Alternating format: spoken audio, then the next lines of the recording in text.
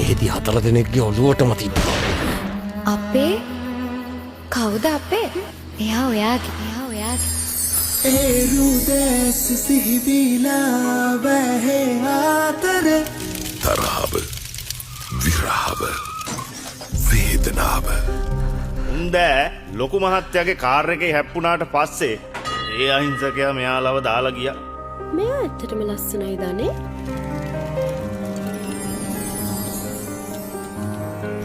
කවුද සංජේ? අනේ මන් දන්නේ නැහැ මාලා. දැන් හරියට පිට මිනිස්සු ඉන්නවනේ මෙහි. ත්‍රස්තවාදී හැත්ත. මට ඒ කතාන්න ඇහෙනම්. මූණ හරියට මතකත් නෑ. ළඟ හම්බුණාද කියලා හිතෙනවා. මේ වේදනා හිමි වේද සැමදා ළඟ ඉන්න ආදරය කියන්නේ කාලයවත් සීමාවවත් හඳුනාගන්නේ නැති හැඟීමක්. මොනවද?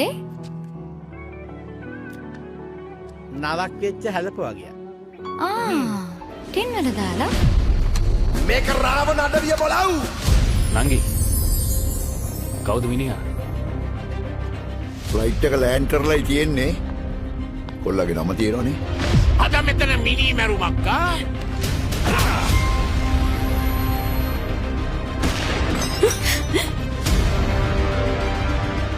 මේකට කියන්නේ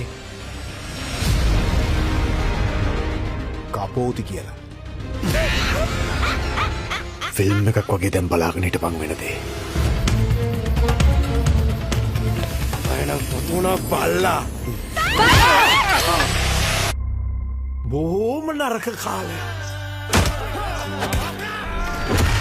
සුදු සඳ සාපිමා ඔයා මොකද මෙහෙ? සඳ ඇති විට ඔයා මොකද මෙහෙ? ඇති ඇයි පෙනෙන සුදු සඳ සාවිමා සරා! මෙයාගේ හැටි එහෙම තමයි. හැමදේම හිතේ හංගන් ඉන්නවනේ. කාලය වුන්ව සදාටම වෙන් කරයිද?